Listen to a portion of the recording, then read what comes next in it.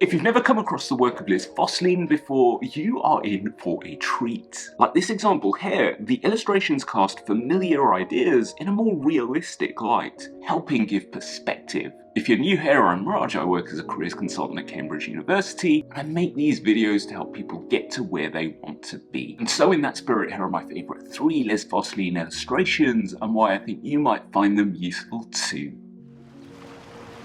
First up, let's talk more about how success gets measured. Salary and job title was very much the success measure communicated to me when I was younger, conveyed through books, films, school, even well-meaning relatives, and while I instinctively felt this couldn't be the whole picture, it took me till perhaps my mid-20s to start to question it. And so when I saw this illustration, it made me laugh. It captures a truth in a slightly subversive way, and there are 2 other things it made me think.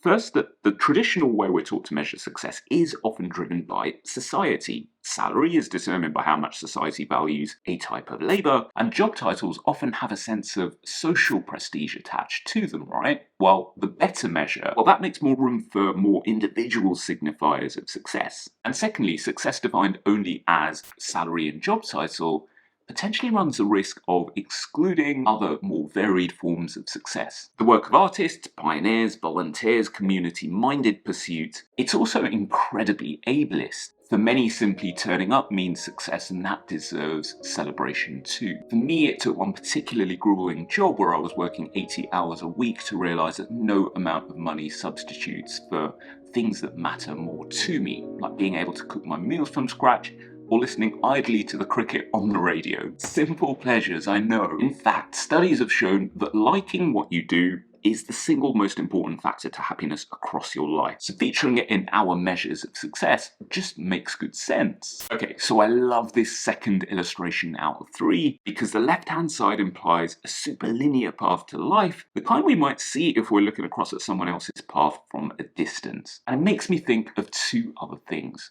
First, sure, when you scrub away all the failures, the missteps, the dead ends, or paths that simply ran their course, the path necessarily appears straight. And second, there are going to be loads of different ways of doing well, and not all of those will be visible at the start. My move from working in investment banking to working in career coaching in higher education seemed kind of impossible around here, but volunteering as a bike racing coach made the idea of coaching as a professional pursuit more viable, so if we try new things, we'll inevitably find new ways to succeed. It also means that a lack of success early on doesn't mean a lack of success later. Okay, so the third illustration had me laughing out loud the first time I saw it. It describes how adulthood feels when you get to pick only 3 things from the 8 things shown, meaning we can't have it all. I still find it funny that we're made to choose 3 from 8. It's not even 3 from 6. And when I was younger, I definitely had an idea that adulthood meant having it all. How naive I was. But I do find the implication that we don't even get half of what we want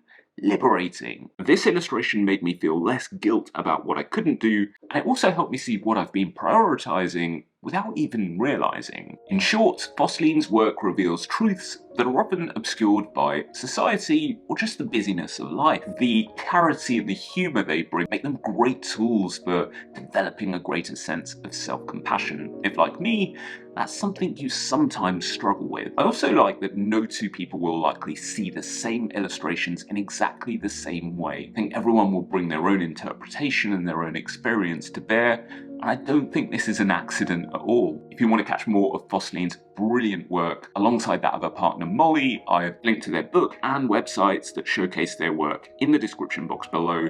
And as for you, dear viewer, I'd love to know what your favourite Liz Fosslien illustrations are. Let me know in the comments section down below. Thanks for being here, thanks for being you, and I'll catch you next time.